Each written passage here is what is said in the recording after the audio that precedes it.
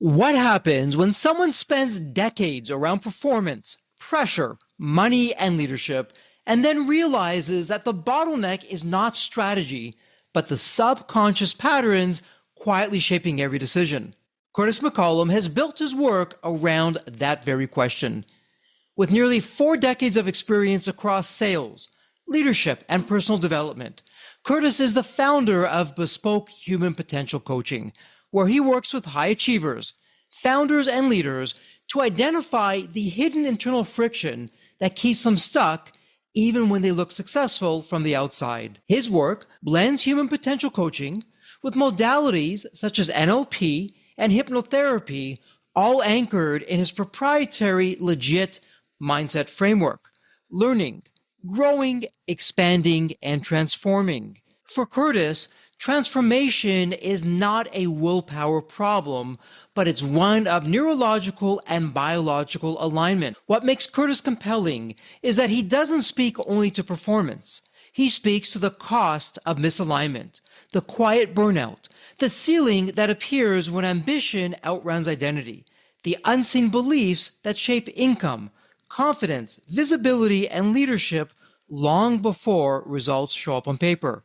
His work is built for people who know how to push harder, but are finally asking whether harder is the real answer. And before we start this episode, a quick word from our sponsor, Deep Wealth, and the 90-day Deep Wealth Mastery Program. Here's Jane, a graduate, who says, and I quote, "The Deep Wealth Mastery Program prevented me from making what would have been one of the biggest mistakes of my career. I almost signed on the dotted line with an unsolicited offer that I now realize would have shortchanged my hard work and my future had I accepted that offer. Deep Wealth Mastery has tilted the playing field to my advantage." Or how about Lynn? Wow, he gets right to the point, and I quote, "Deep Wealth Mastery is one of the best investments ever made because you'll get an ROI of 100 times that. Anyone who doesn't go through this will lose millions." And as you're listening to these testimonials, are you wondering if you have the time? Are you even thinking that you've got this covered? You have the advisors or people in your network? Well, I got to tell you, these myths, they're often behind the 90% failure rate for liquidity events. Think about it. You have one chance to get it right for your financial freedom. You really want to make it count.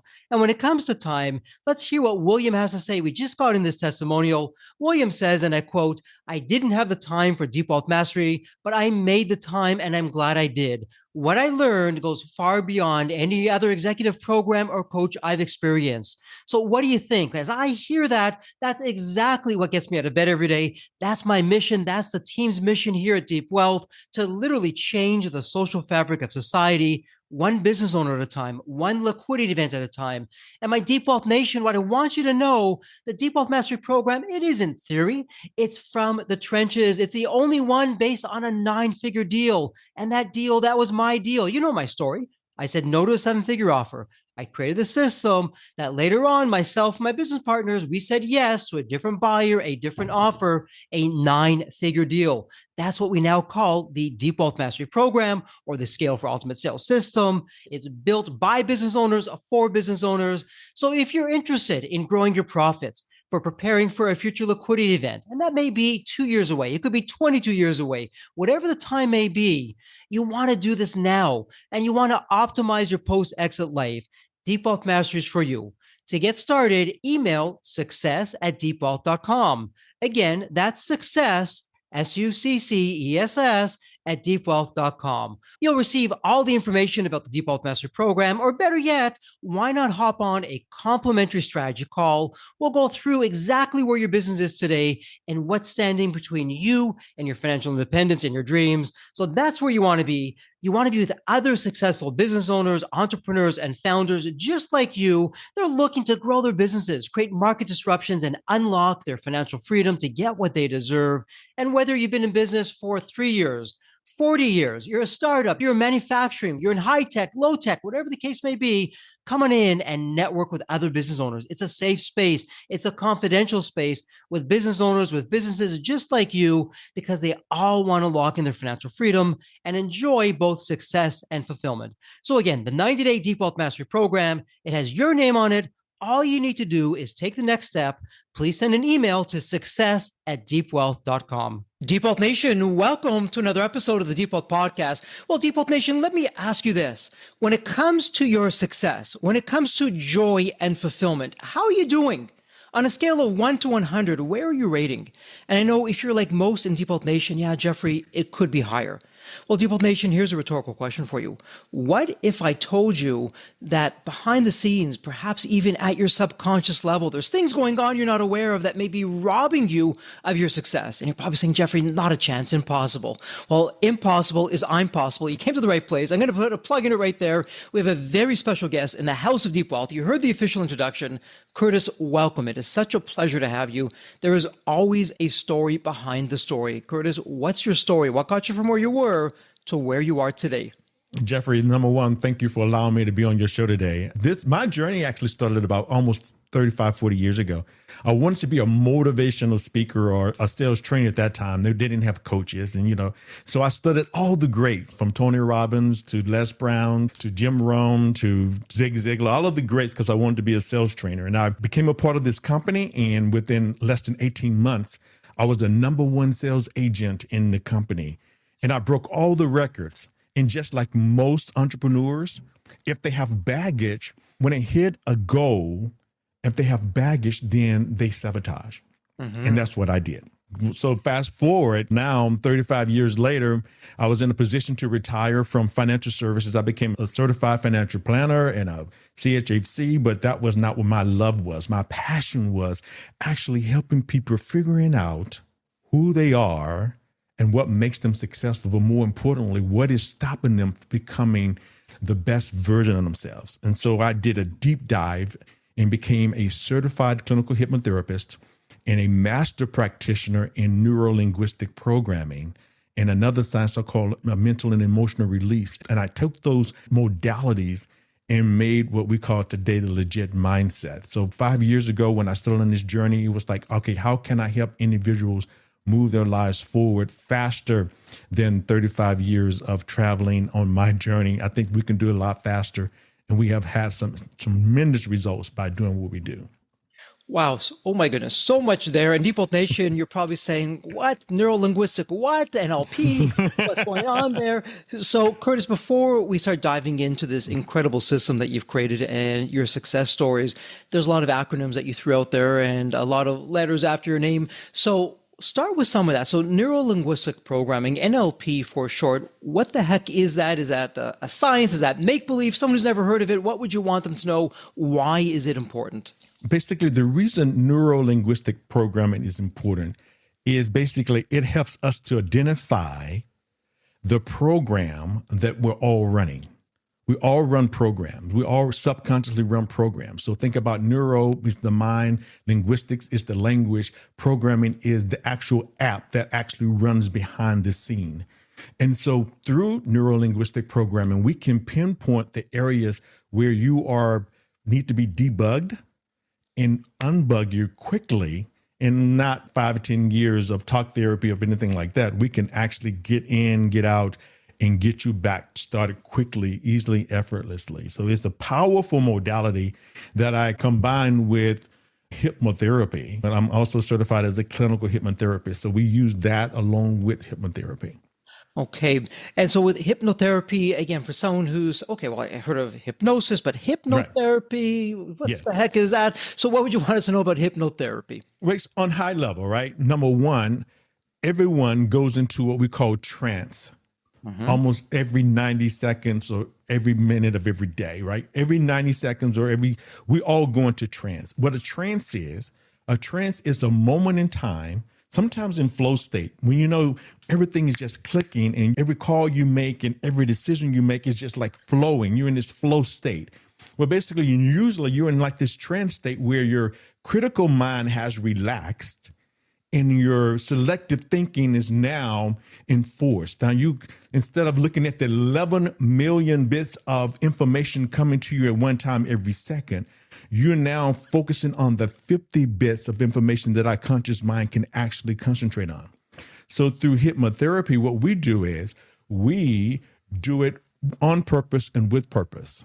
meaning that just like you're driving and you kind of space out a little bit, but you make it to your destination safely. What we do, we take that trance-like feeling, we actually go in and help you relax your mind so that now we can talk to your critical mind. Your critical mind or your critical faculty is relaxed.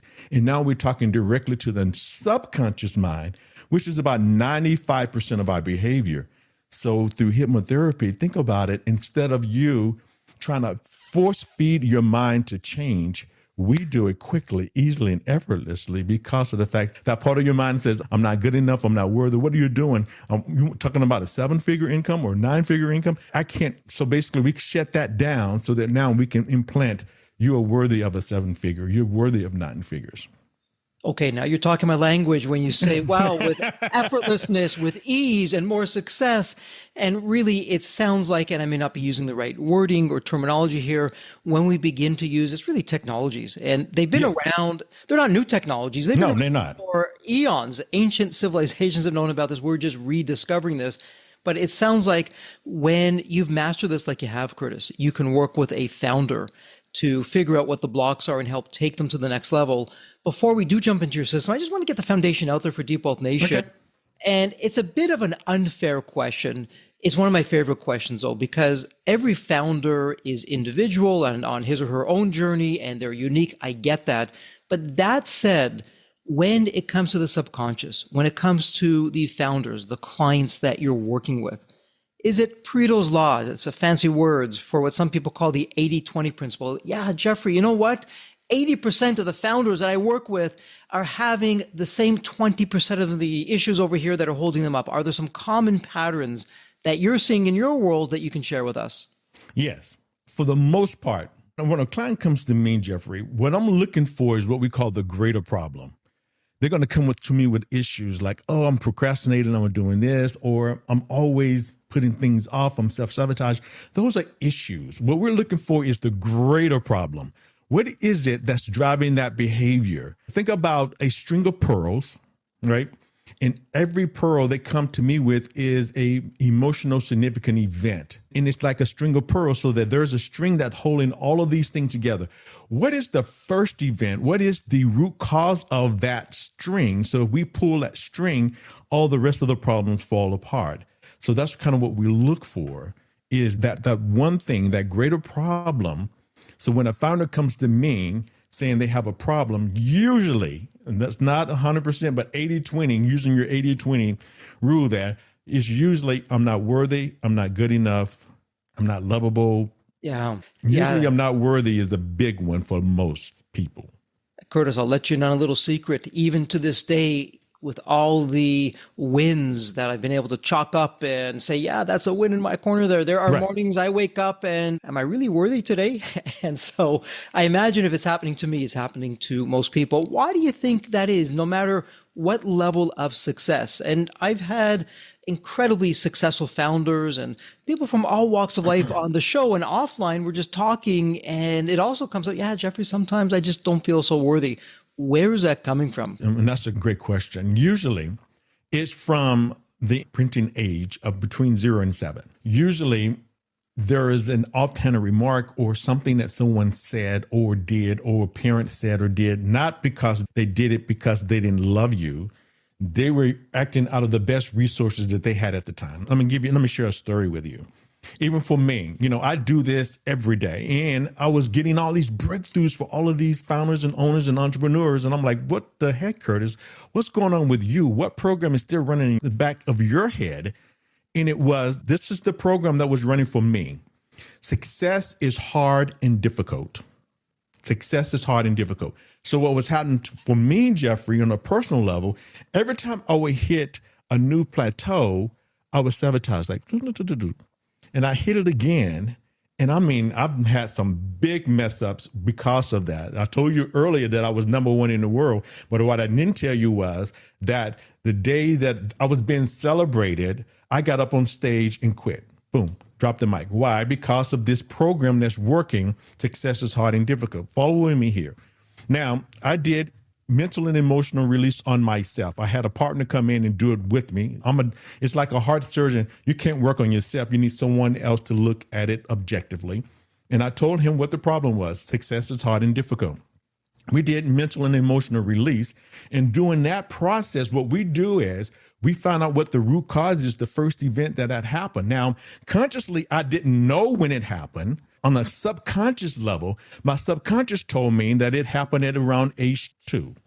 So we float above my timeline, go back to age 2, look down on the event. We reframe the event. Now I'm saying I'm powerful and I'm confident. That's the new learning. So we flow back to now and giving that learning all the way through all the things that ever happened to me, all the way through. Now, this is the point. I call my mom. I said, Mom, what was happening with me around age 2? She says, oh, babe, we're from Mississippi. She says, oh, babe, I remember what was happening. You were around 18 months old. Your sister was being born. And I didn't want 2 babies in diapers at the same time. So I kind of forced you to be potty trained, a boy, at 18 months. And then this is what she said. This is the exact words she told me. I didn't tell her what I did. I just asked her what the question was. She says, oh, sweetie, it was hard and difficult for you to be potty trained. So that belief that I had accepted and decided at 18 months had been trailing, had been programmed, had been running in my background since now I'm 61 years old. This is the thing. Have I had successes? Absolutely. Have I been just off the charts in some area? Absolutely. It does not prevent you from being successful, but it does prevent you from being the total best version of yourself. And once I got rid of that, my coaching business took off to another level because now I'm unencumbered with that feeling of success is hard and difficult. Amazing. So like a sponge, all of us, when we're young, we're absorbing our environment around us. We don't even realize it. And then even the words that we use, the story that we're telling, which we may not even remember or realize, but is running probably 24/7 in the background. Yes. And it's like a filter, I suppose, from what I'm hearing you say, Curtis. Hey, I had this filter.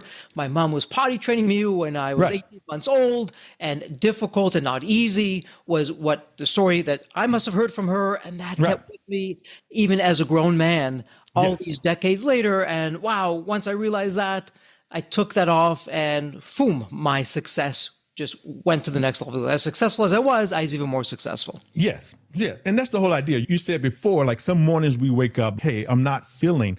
And I always want to tell the audience this, is that be sure not to identify with the feeling or belief that you're actually expressing. It's good to express it because as humans, we all get afraid sometimes. That's okay. And I tell people all the time, Jeffrey, is this: it's okay not to be okay, but it's not okay to pretend that you're okay and you're not. What's interesting, Curtis, as we're going through this, you've done the heavy lifting. You took your success, and despite your success, you saw, hey, well, as great as this was, maybe there's some things holding me back, and you put together the system. You began to help some others with that. And I know you have this acronym for learn, grow, expand, transform. Yes. And you have this incredible system. So let's begin to talk about that. So you took what you've learned. You took all that education that you've mastered from these ancient technologies to the latest technology, and you rolled it all into this one incredible system that you've been breaking through the doors for anyone that's working with you and taking their success to the next level. In a sentence or two, why do you think the system's working as well as it is? What's going on behind the scenes? Well, the first thing that goes on behind the scenes is that I have belief that it is work, that it does work. Mm-hmm. It starts with me. When I see a client for the first time, I see them as being whole, regardless of what they're coming to me. So my mindset is that it's going to work. I know it's going to work. I have no doubt in my mind it's going to work. The question is that now, how can I transfer that feeling and emotion to you so you know that and you have that feeling that it's going to work? So that's the first thing, is that I know based on my track record, based on what I've experienced, based on what I've seen, it works. So that's part of it. And if I can use a fancy word here, it's what some call in psychology the Pygmalion effect. And Deep Wealth Nation, back in the day, a study was done, an experiment was done where a school board, and I may not get this 100%, but it's going to be close enough. A school board brought some teachers in and they said to the teachers, hey, teachers, we've identified the absolute best students in the district and we're giving them to you. They're the smartest, they're the brightest, they're the best. We want to see what you can do with them. And sure enough, at the end of the year, they saw the report cards and the students that were in these classes excelled. They got the best marks of the best marks. And the teacher was saying, yeah, well, of course, they're the best students. And then they let the big secret out. They said to the teachers, oh, we want to be honest with you. We randomly picked students. Some of them maybe were smart. Some of them were average. Some of them really weren't the best. But we told you that they're the absolute best and smartest to see what happened. And they called it the Pygmalion effect. So in other words, what we expect, the narrative that we're telling ourselves oftentimes will ensure that we do whatever it takes to get those results. And for the teachers, well, yeah, Jeffrey's a smart student. So of course, he's got to succeed. I'm going to do whatever it takes to make sure that he excels. And so, Curtis, is part of the secret to your success this fancy word, this Pygmalion effect? Is that going on behind the scenes with you and your clients? Absolutely. And that's what people need to understand too with that effect is that, especially as a sidebar, that's why we have to be very careful to protect our minds. Because of the fact that, think about it. I mean, this is the thought for your listeners. What would pharmaceuticals spend billions with the B? They spend more money on advertising and on CEOs than they do for research. Why would they spend billions of dollars on advertising a drug that you cannot go out and buy? Answer?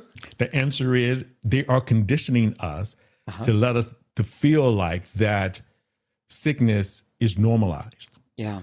Everybody is sick. So you need to take something, and you need to be taking something all the time. So my point is they have that mindset that putting it on you that everybody is sick. Well, everybody's not sick. I'm 61 years old. I'm fortunate. I don't take any medications. I work out 3 days a week. I do the things that are necessary. I eat 80% good so that I can stay healthy. I think you mentioned earlier, to me, health is extremely important because I can't get up. I cannot be there for my clients if I'm sluggish, if I'm tired, if I'm aching, if I'm having a lot of pain. So that's important to me. That's just a sidebar. No, I absolutely love that. And so my takeaway, Curtis, what I'm hearing you say, and I would agree with you, is, hey, the pharmaceutical industry, and don't get me on my soapbox, and we can talk about what they're doing, not with healthcare, but with sick care. Right. But they're utilizing these same principles, these same insights to sell a gazillion dollars of drugs. Yes. And if you look at it, I mean, what are they doing? They have these commercials and they have these really relatable actors or these good looking actors, and they've got this message. And usually it's late at night when we're tired and our guard isn't up. And so now they're streaming directly into our subconscious and they're taking over from that. So it's interesting that they're doing that. Hey, we can take that same technology and put it for ourselves. So let's talk about now what you're doing. Let's just imagine, hey, yeah, Curtis, I heard you on the Default podcast. Let's work together. Here I am. So Curtis, what would that look like in terms of what are you having me do and timing wise? How long does it take? And what would I begin to expect? Okay, so basically we're starting back with the legit mindset. Legit is the LGET, learning, growing, expanding, and transforming. The first thing we're doing, the L, is actually understanding our subconscious mind, learning all the old behaviors and patterns that's actually stopping us becoming the best version of ourselves. If they come to me, we do what we call a one-day mindset reset. So basically that's 8 hours over 2 days, 4 hours one day and about 4 hours the second day, where we first figure out what the greater problem is. We learn what the greater problem is. We figure it out.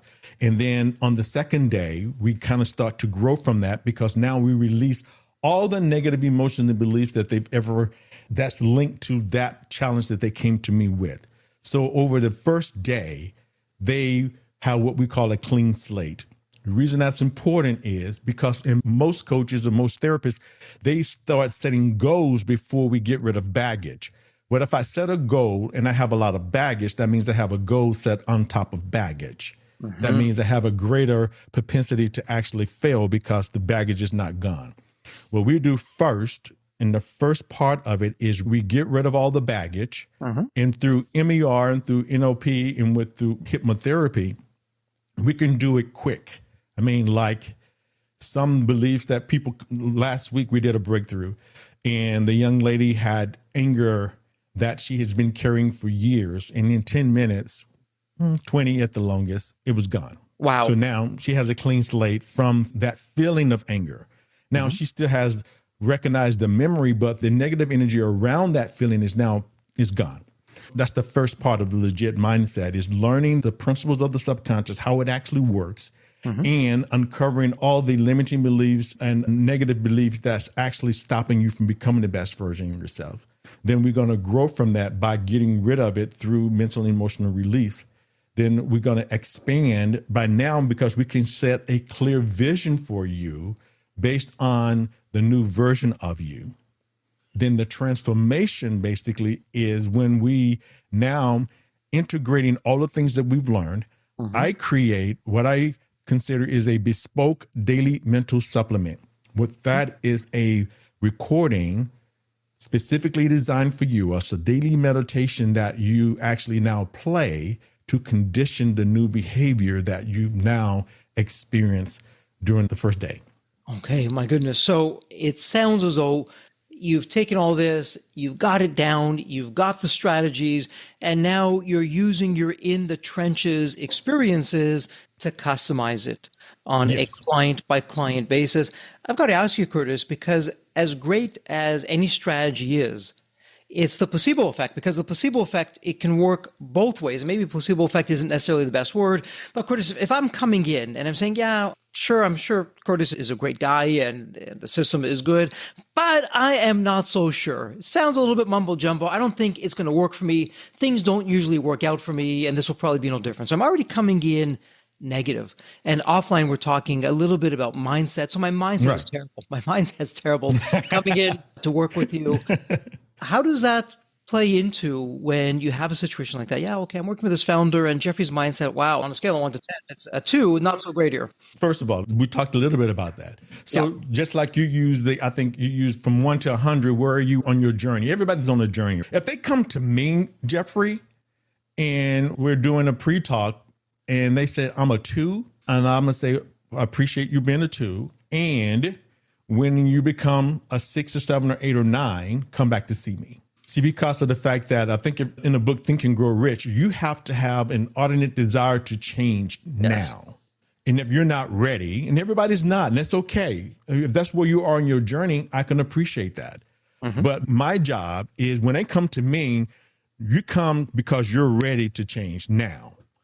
You know, you're sick and tired of being sick and tired. And that's where I want you to be, because now we can have some real change. But if you come to me and say, I sort of kind of want to, but maybe I'm not really quite ready, I said, I can appreciate that.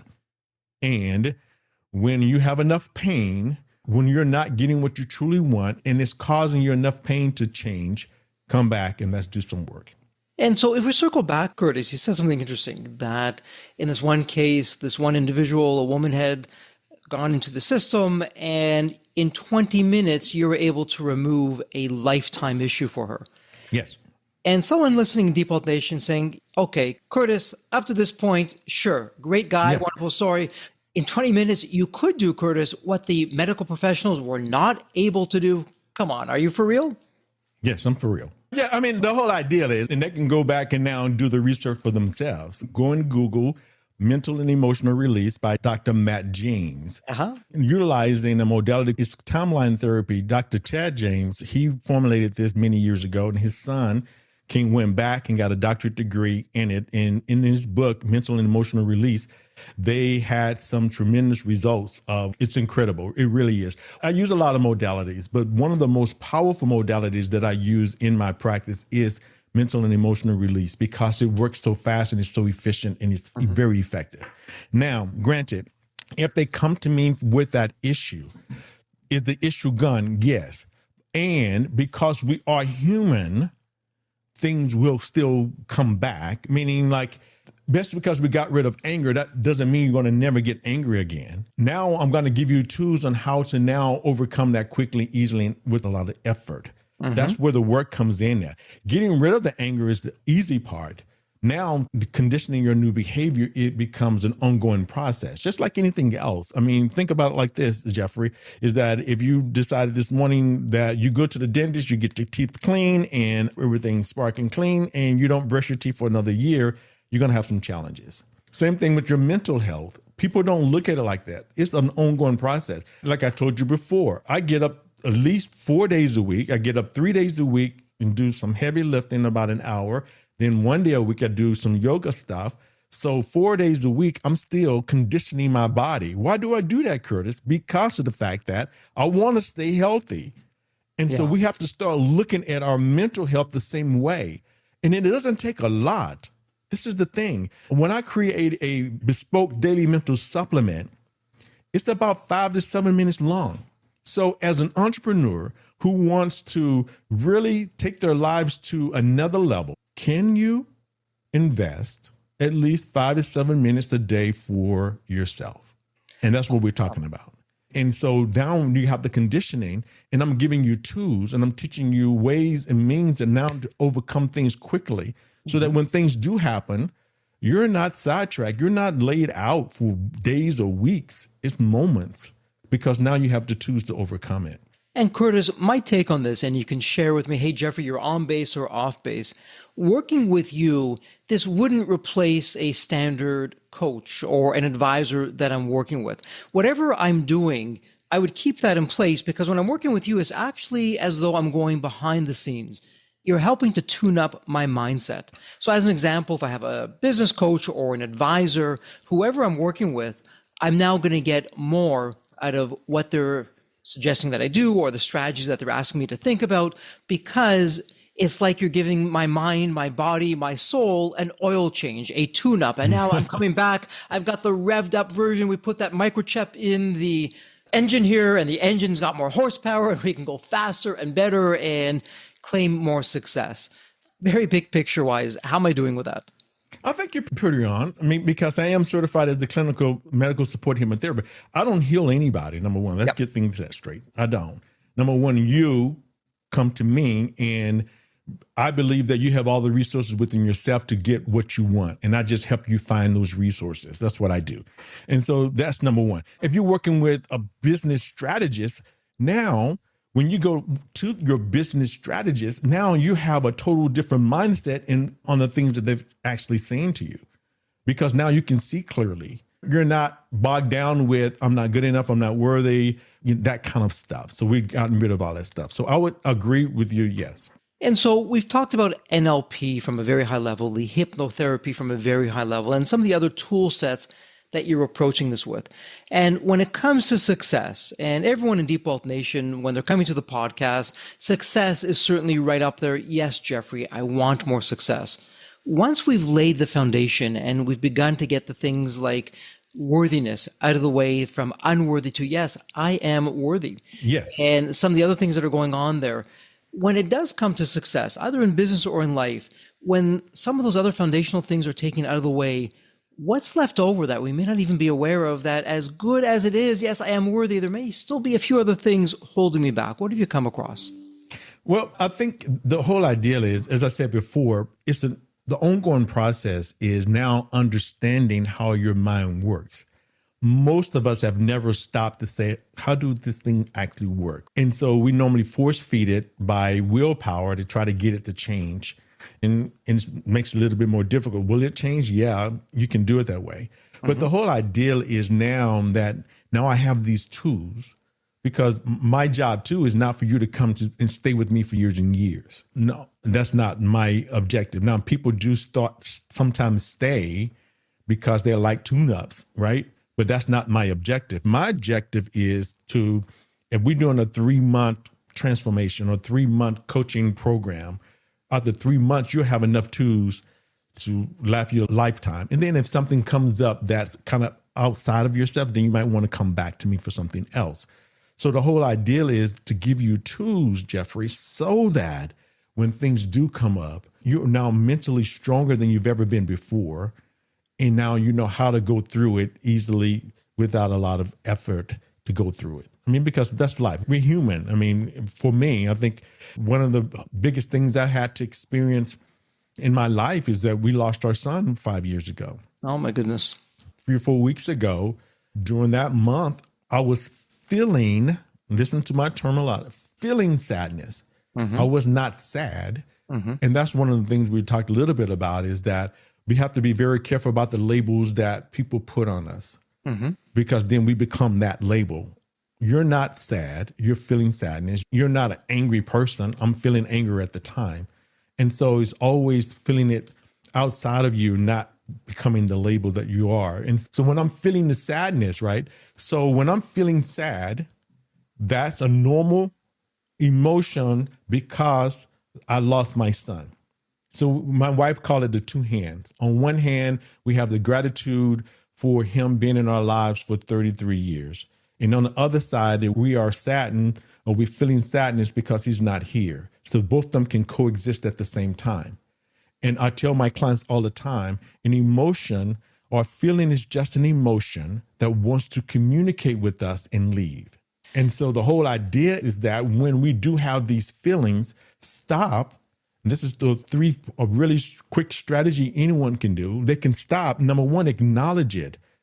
Tell yourself, okay, yeah, I'm feeling sadness right now. Or I'm feeling fear right now. And then take some deep breathing. What the deep breathing does, it puts your body back into your parasympathetic nervous system is now activated. And so now you feel safe and you're okay. And now once you get into that safe by doing some deep breathing, then you can ask yourself the questions. What is it I need right now in order for this to pass? What can I do? This is I always warn people, do not ask yourself why questions. Why questions will take you deep into your subconscious and you will find everything that's wrong. Why is happening. You don't want why, you want to know what and how questions. How can I move forward? What do I need right now to move forward? And they can do that on all the things that's happening every day. So that makes it very easy for them to kind of move through it. But allow yourself to feel it. It's okay, guys. Especially for our men, sometimes we feel like we can't feel. Like I told you before, it's okay not to be okay, but it's not okay to pretend that you're okay and you're not. So if you're not okay, if you're not feeling that, if you're feeling like today I'm feeling like I'm unworthy, what is it trying to communicate with me? What is it? And so ask yourself the question. Your higher self knows exactly what the answer is. And then take some inspired action. Take that action, the next step to move forward. And it'll move. It just kind of, it comes and it goes. Oh, okay. It got what I needed. And that's kind of what I do. I help people get the learnings from the behavior. The behavior will release the energy sometimes when you get the learning. What is it that you need to learn from this? I learned that I was strong, persistent, and strong. So it vanishes away. Yeah. Firstly, Curtis, my sincere condolences on the loss of your son. And thank you for being so open and vulnerable. It takes a very strong person to be able to do that. And what I'm also hearing you say is your approach in so many ways reminds me of what we do here at Deep Wealth. We don't want people to be dependent on us. As the saying goes, I want to teach the fisher person how to fish, that they don't need me, that they can go learn the system, do it on his or her own, be the benefactor of that. And I'm hearing you say exactly that. Hey, Jeffrey, I don't want to be in your life forever. I don't want to have my hand on your checkbook forever. It's right. A relatively short period of time. I will give you the strategies. I will give you the tools. Curtis, from a very high level, let me ask you this. When a founder, as an example, you work with them, you're coaching them, you're teaching them your system, they now master your system. Does their definition of success now change once they're able to attain that and get to the other side of whatever was holding them back and say, hey, I wanted this, but now I'm here, maybe it's different? Oh, yeah. Usually that's the interesting point is that the first thing we do in the first day, we elicit their values in the area of career.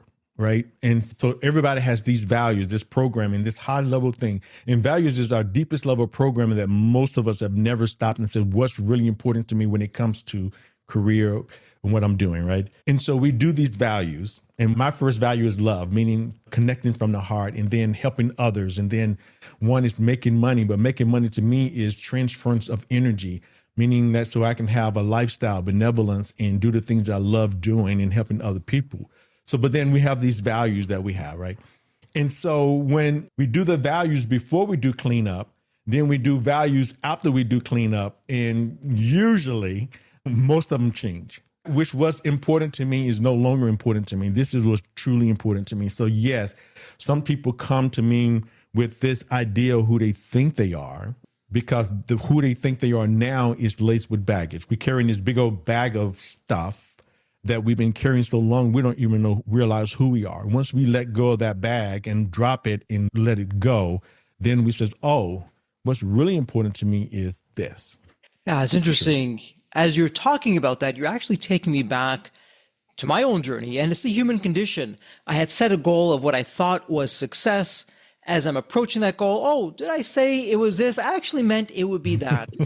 And it became a moving target. In other words, happiness is an inside job. Whether I attained the goal or I didn't attain the goal really didn't matter. At some level, there was a part of me that I didn't understand at the time that was void. It was empty. And there's nothing from the external world that could have filled it up. Reason I'm sharing that with you is I want to circle back to something that you said. It was very subtle, but important. And you used the word love. And for someone who's listening in Deep Health Nation, they're saying, okay, Curtis, Jeffrey, look, I am successful. I've been in business for quite some time. Last time I checked in a spreadsheet or a complicated formula, love doesn't show up. What does love have to do with anything of anything when it comes to business? And I'd probably say everything, but what would you tell the Deep Health Nation?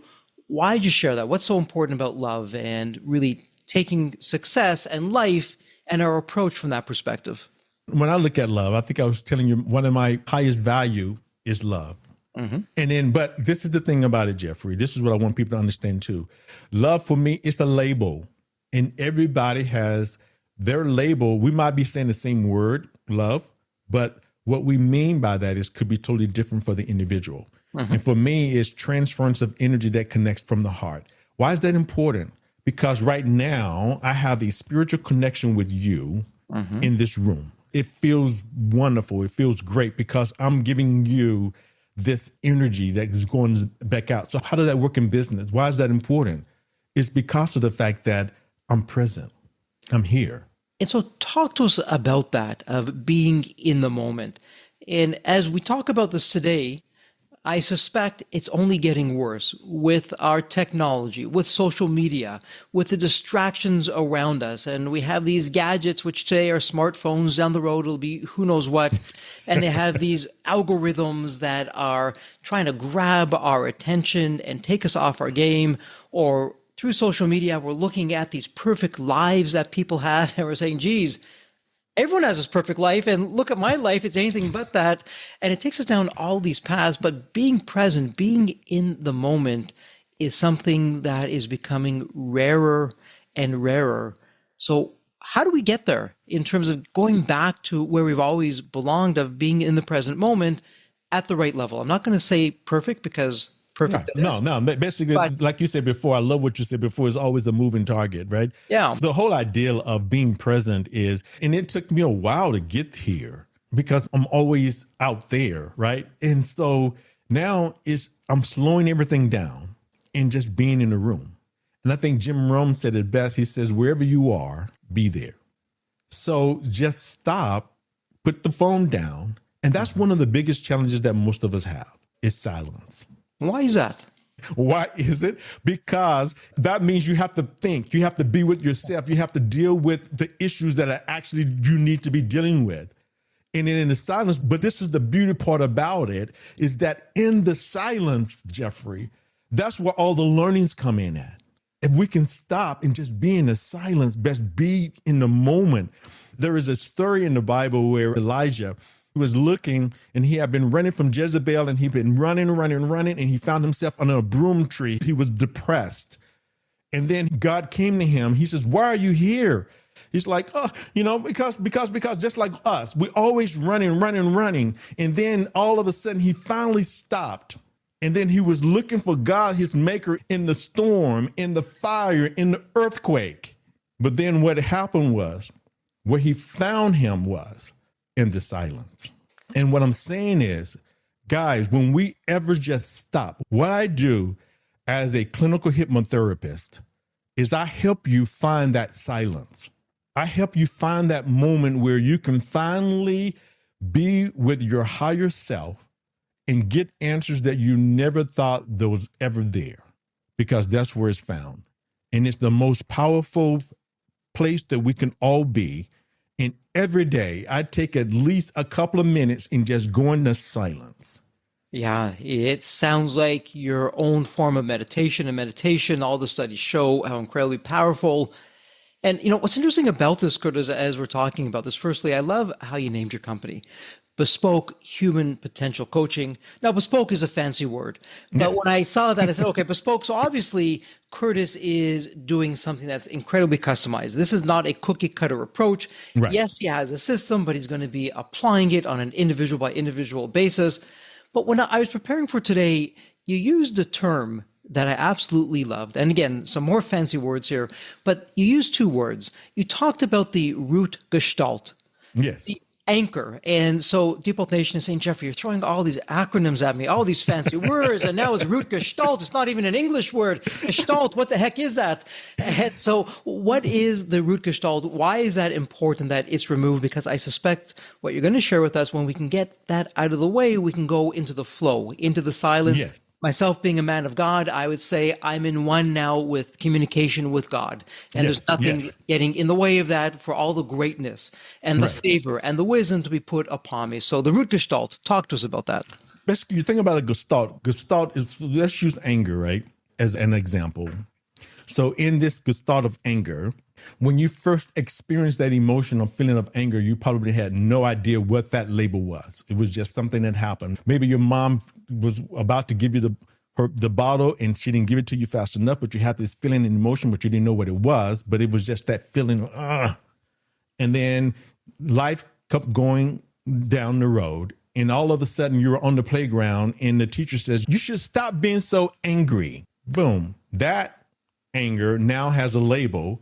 In the gestalt, the beginning of that was not the time that she told you you were angry. Is now is a form, is the root of that was the first time your mom didn't give you the bottle. That was the first. So that now we have a series of feelings or emotions that are linked together in this form. This is what kind of we do it in NLP. So now what we do is we're looking for the root cause of the anger. In most coaches, in most therapists, what they do, they go for the significant emotional event. Let me give you an example of that. You come to them and said, hey, when I was in work the other day, I got extremely angry at my employee because they didn't do what they said they were going to do. Now, this is the thing. Anger is a normal reaction and response, but it's not normal when you get so angry that you throw your stapler at your employee and you just really go off and you call him every word in the book. That means that anger is laced with baggage. So as a coach, if I said, okay, then let's reframe that anger that you had with your employee, right? We could, and we will, but then you have not gotten rid of the anger. You haven't gotten rid of the root of that anger. What I do differently is, okay, that's a significant emotional event. What was another time you had a significant emotional event? Oh, yeah, when my girlfriend quit me. Oh, what was another time? Can you ever remember a time when you were 2 or 3, 4 that you had? Oh, yeah, I remembered it. Oh, now we have all of these similar experiences because always remember the subconscious mind is lazy. It put things together in a series of similar experiences that form this gestalt. What we do differently is that we go to the root the first time you've ever experienced that anger. I know for some of your listeners, they might like, oh my God, Curtis, now you're really gone off. And sometimes the first time a person experienced anger is when they're in the womb because their mom was angry and their father was angry and the mom transferred the anger over to them. And so what we do, we go back and says, when was the first time you experienced that? And when we're talking to the subconscious mind, it will reveal things that sometimes come out of a person's mouth they never thought would come out. And they might say in the womb. I says, okay, when in the womb? Okay, in the 6th month. Great. We use that. Is it right? Is it wrong? I don't know. Only thing I know, I'm looking for change. And we use that. So that's the first. So now we know what the root cause of that anger is in the womb.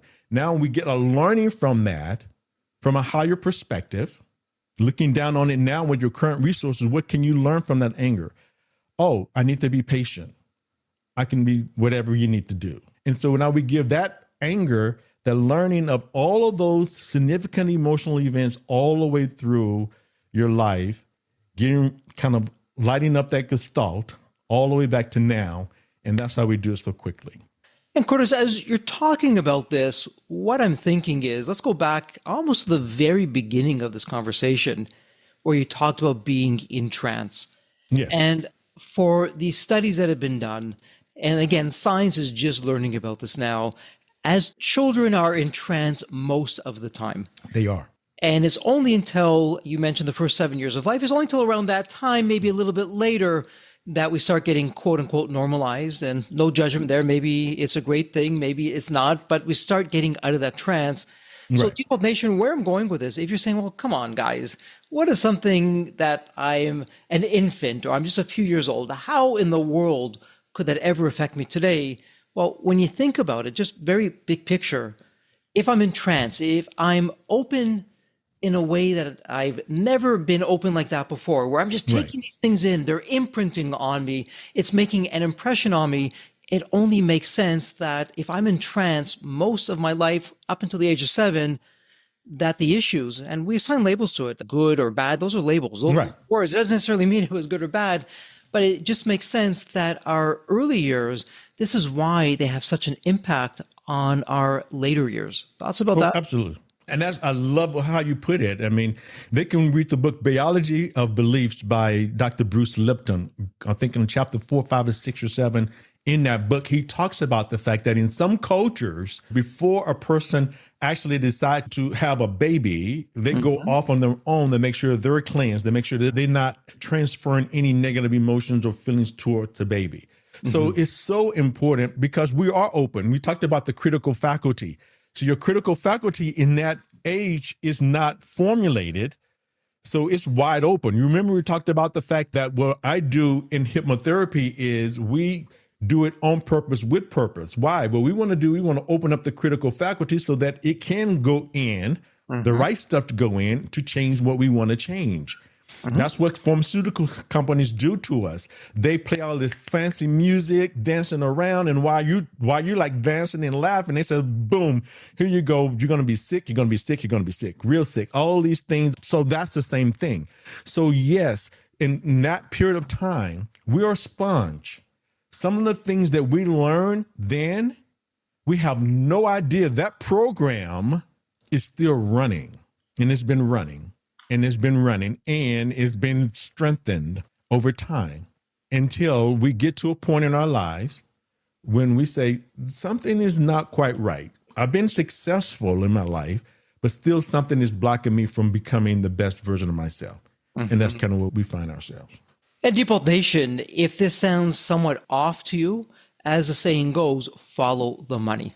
And if we follow the money, some of the most powerful companies on the planet, as in the pharmaceutical companies, are using this. Now, how these technologies are being used, that's a whole other, not just an episode, it could be an entire series. We're going to put that off to the side of how they're being used, but the fact is it works, and that's why they're using it.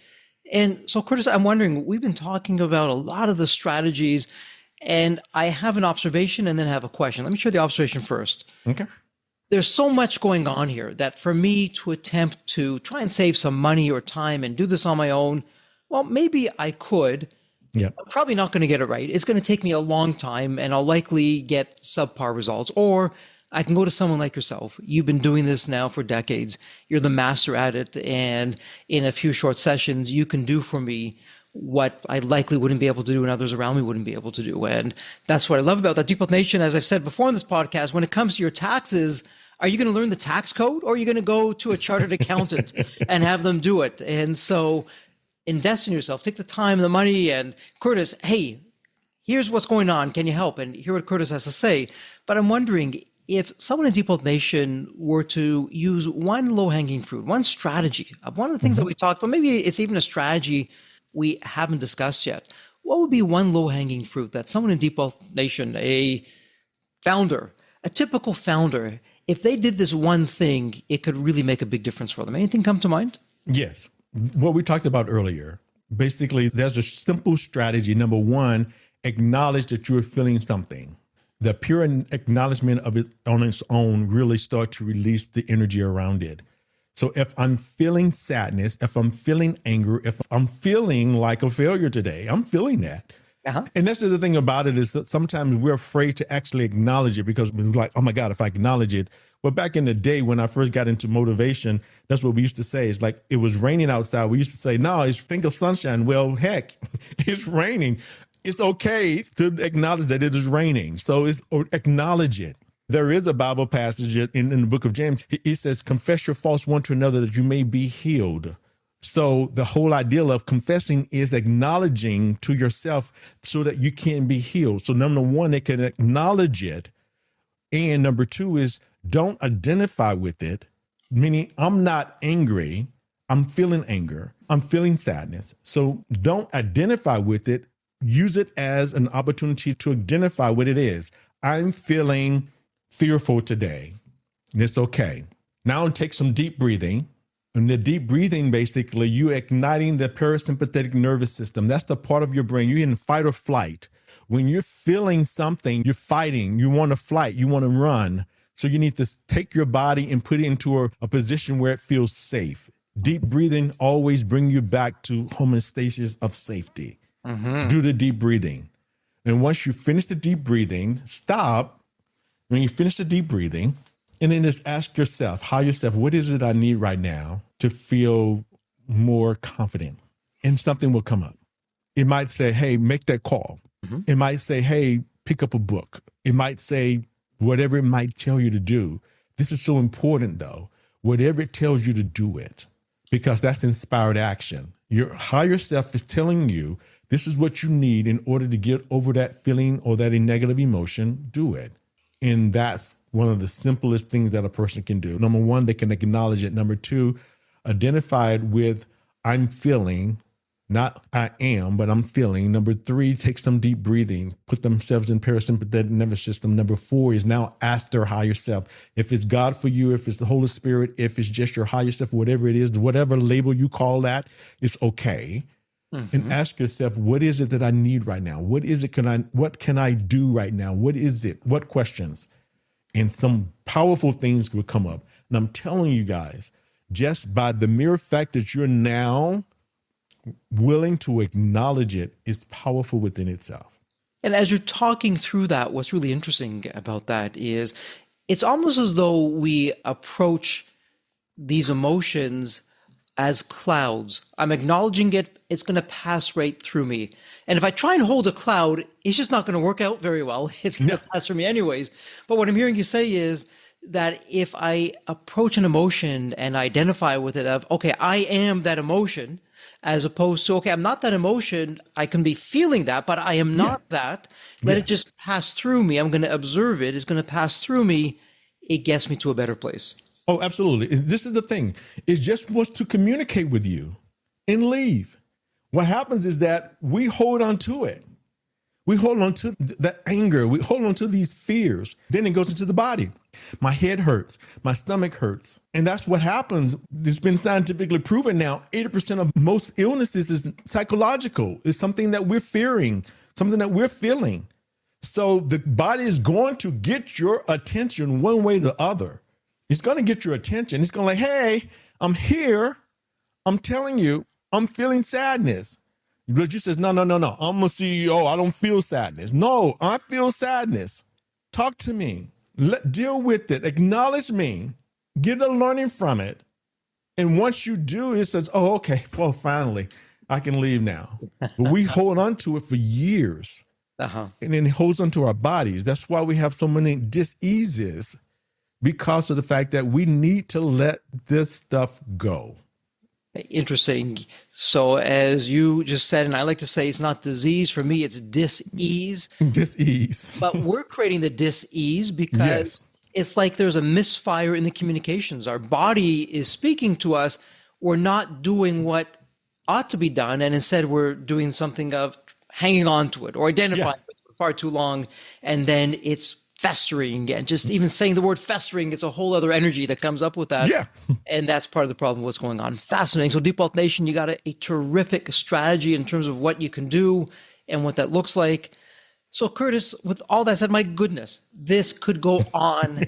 I've barely scratched the surface with the questions that I have. I've gotten so much out of this.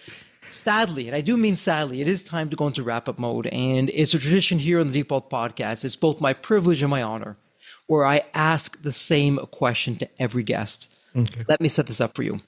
When you think of the movie Back to the Future, you have that magical DeLorean car that will take you to any point in time. Yes. So, Curtis, imagine now it's tomorrow morning. This is the fun part. You look outside your window. Not only is the DeLorean car curbside, the door is open. It's waiting for you to hop on in, which you do. And you're now going to go to any point in your life. Curtis, as a young child, a teenager, whatever point in time it would be, what are you telling your younger self in terms of life lessons or life wisdom? Or, hey, Curtis, do this, but don't do that. What would it sound like? It would sound like the fact that this is what I was searching. And that's a great question. I was searching for years. I was asking God. That's what I call my source, God. I was asking God, what is this thing all about? What is this life all about? And what came to me through a very probably unorthodox, I can't even say it right now, but what came to me was this, is that this life is all about learning. And if we can approach life with the fact that we know what we're going through, whatever setback, heartbreak, or failure that we're going through, it's all for us to learn something from, that we can grow, that we can expand, and we can transform. And I think if the younger me, when I got up on stage and dropped the mic and quit, if I could tell myself then, is that, Curtis, what you're experiencing right before then is just a learning experience. It's going to pass. You're going to grow from it. You're going to expand from it. You're going to be transformed. So that's what I would tell my younger self, that what this life is all about learning. And some people believe that even in afterlife, that's what it's all about, is about learning. So that's what I would tell my younger self. Whatever I'm going through, it's just an opportunity for me to learn, grow, expand, and transform. Absolutely appreciate that and love that. Life is all about learning no matter what you're going, not putting any labels on it, learn from it. It's hard today, learn from it. You look back, wow, so glad that happened. Because of that, this is what happened next. Would never have gotten there. It's a terrific insight. And Curtis, someone in Default Nation, they have a question for you. They want to speak to you. They even want to begin to work with you and get the benefit of your system. Where would be the best place online to reach you? The best place to reach me is on my website, either curtismccullom.com or bespokehumanpotentialcoaching.com. And then if you look on my website, a lot of stuff is on my website. There's a couple of things that you can do to kind of find out what your own learning is. And then there is a little box on the corner up there that says, book a 15-minute clarity call, a personal call. That's what I would suggest that we start. I mean, number one is no selling, because I'm not going to sell you. I'm not going to force you to do anything. I'm there to help and support you. So it's like you have to be ready for me to take you on as a client, and just let's have a conversation and see where it goes.